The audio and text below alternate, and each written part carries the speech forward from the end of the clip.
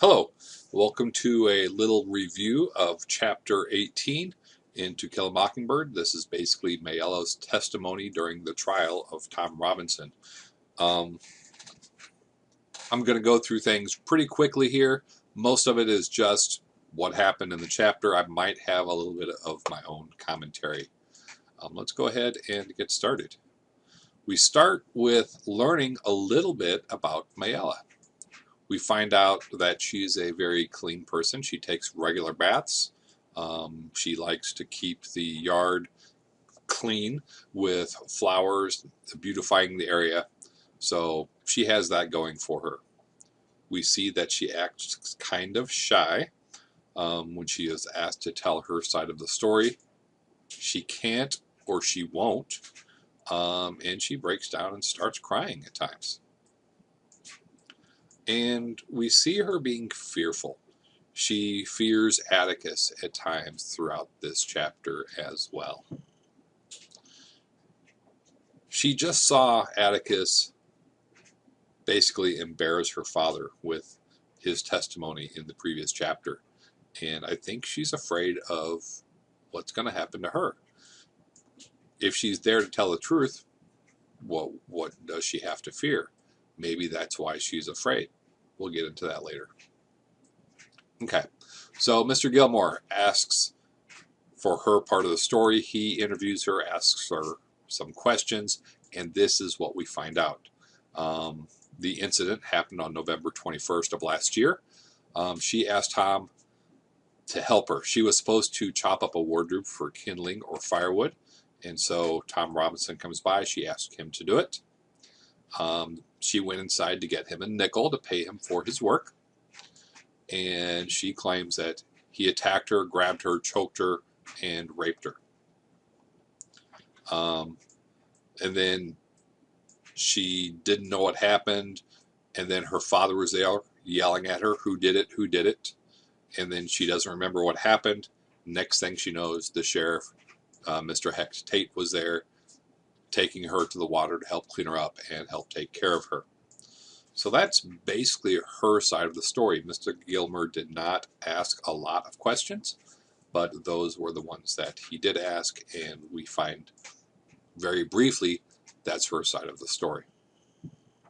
So Atticus comes up to cross-examine to get more information from her, but he doesn't just jump right in to ask very detailed questions. He says he doesn't want to scare her. Okay, he can tell she's obviously afraid. Instead, he wants to get to know her, and the jury will get to know her a little bit. And as a result, we get to know her too. We learn her age. She is 19. But after a little bit, she refuses to answer because she is afraid she's being mocked and made fun of. She doesn't like being called ma'am or Miss Mayella, which shows us she has never heard these things before. No one has been nice to her in the past. And when someone is nice to her, she's cynical of this. She can't trust this goodness and thinks that Atticus is making fun of her. We find out she is the oldest of 7 siblings. Her mother died long ago.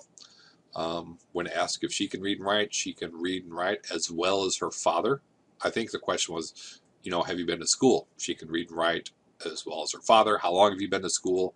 2 or 3 years, maybe. So that's 2nd or 3rd grade. She's kind of uneducated, which is how educated her father is, I guess. And then we kind of break off from Atticus asking the question, her response, and we get some summary from Scout that just really wraps it up in a nice little quick paragraph. Learning about Mayella's life. The family got a government check. It wasn't near enough. Her dad would go away for days at a time, and when he did come back, he would be sick. Is he drunk and hungover? We don't know, but we are left to make that assumption.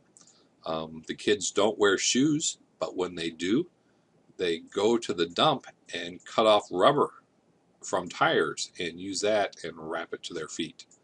The water they have, right? They don't have running water. They get it from a spring that runs through the dump. So we know how clean this water is, right? No one goes to school.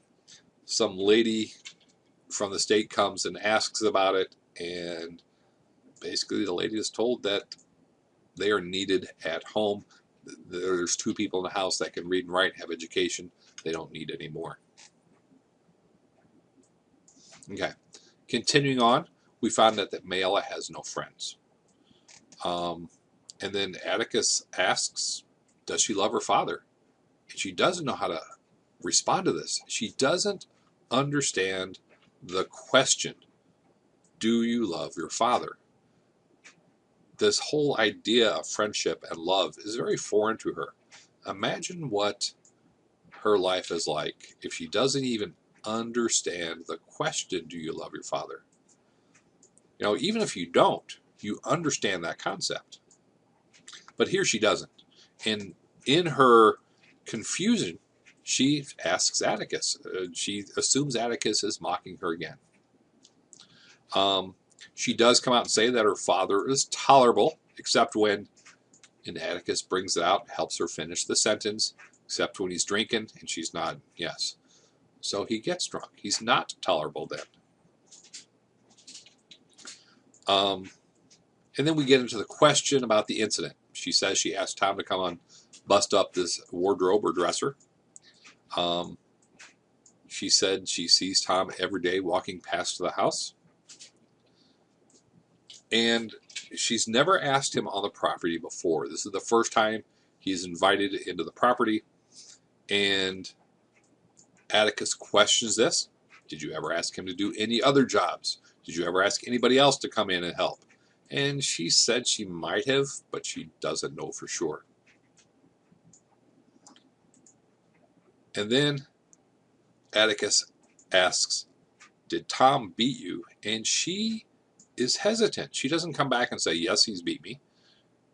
She had to stop and think. She didn't know what was going on. And when she did finally answer the question, when Atticus pressed her on it, she was like, no, he didn't beat me. Yes, he did beat me. She's changing her story mid-sentence practically, as if she doesn't know, but you would think if you were beat upon, you would know. Earlier in her testimony, getting beat by Tom never came up. But the others, Sheriff Hectate talked about the bruises on her face, and so we assume she was beaten. Who did it and when? She starts crying, of course. Atticus is very compassionate. Judge is telling her to be quiet, and Atticus is like, no, let her cry. We've got all the time in the world. He's not wanting to make her terribly uncomfortable. But this is a rape trial. Of course she's going to be uncomfortable. But Atticus is showing some dignity here and just letting her cry it out, if you will. And then when she's composed herself, Atticus asks her, identify the person who raped you, and she points out Tom. Tom stands up. And we notice Tom's deformity. And Atticus just asked her straight up, how? How did he rape you? And she's like, I don't know how. And she was mad at Atticus for what? Later on, after we look at other testimony, we assume that she's lying and she's mad because she's kind of caught it. Atticus goes through and repeats her story again. And then wants to know, did you try to run from this attack? And she's like, I don't know. And Atticus asks her, why didn't you run? It's like, because he slung me down. So Tom threw her to the ground. That's her excuse there. It comes out that she was screaming and fighting back the whole time. Screaming the whole time. Remember, there are 7 siblings on the property. Okay? And if they're not on the property, they're in the dump nearby within screaming distance. And Atticus asks her, why didn't the children come running? Why didn't they come to help? There's no answer. He asked, who beat you up? Was it Tom or was it your father? Again, there's no answer to this question. And Atticus said something interesting. Did your father see a crime or the best defense for it?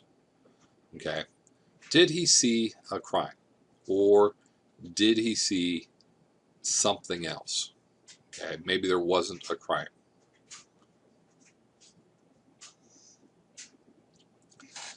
Atticus goes to sit down. He's done asking her questions. And then she got up the nerve to talk back to them. And she said she had something to say. I've got something to say, and I'm not going to say no more.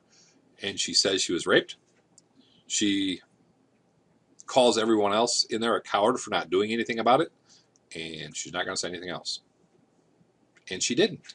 The judge tried to make her talk some more. Mr. Gilmore tried to make her talk some more, and she wouldn't do it. That was it, and she goes to leave. And Scout gives us some interesting observations through this testimony. Some things she noticed. At one point, she referred to Mayella as reminding her of Mr. Jingles. Now, Mr. Jingles is a character in a Charles Dickens novel.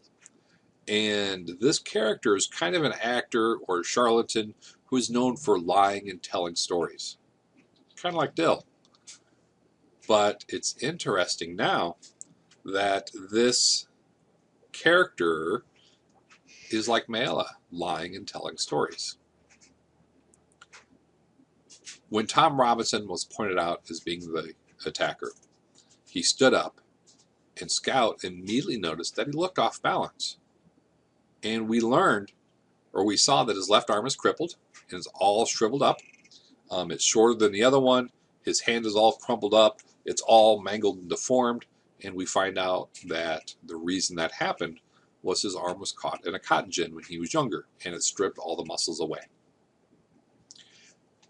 And that was why Atticus asked the question, how did Tom Robinson rape you? He's crippled, right? He couldn't do these things. Throw her down, choke her, and beat her, and so forth. After the questioning, when Mayella went to leave, Scout observed that Mayella was afraid and mad. I think the word Scout used was terrified and furious, right? Still afraid of Atticus and still extremely mad at him. And also after the questioning, when Atticus went to sit down, Scout observed that Atticus looked as if he was hurt, as if he had a stomachache, and he looked as if he was tired. This whole thing upsets Atticus, right? We knew from chapter 1 that Atticus hates criminal law, because in criminal law, you are basically calling someone a liar, right? And Atticus does not want to treat people this way.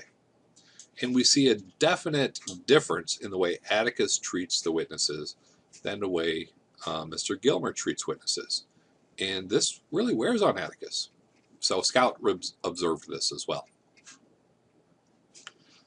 After Mayella's questioning, we had some things happening, right? Mayella glared at Atticus's table with hatred as she was leaving. We took a 10-minute break, and Mr. Underwood looked up, saw them, and he kind of snorted, right? He's the newspaper reporter, writing almost faster than the stenographer, I think it was mentioned. And Jem explained the nuances of the trial to Jem. He didn't quite get everything. Scout didn't understand these nuances and stuff. But Jem is explaining how trials work to Dill. Jem and Scout have seen their father do trials many times. This is all new stuff to Dill. Then we notice it's 4 o'clock. Scout didn't see the time passing. She's enthralled with this trial, right? But at least 2 hours have gone, maybe even more, since they've been up there watching this trial. Okay? And then we have only one witness left, and that's where we end this chapter. The next witness is Tom Robinson. So the big takeaways from this is Mayella is really uneasy with the questions from Atticus. Okay? We'll see what the next chapter brings. Have a good day.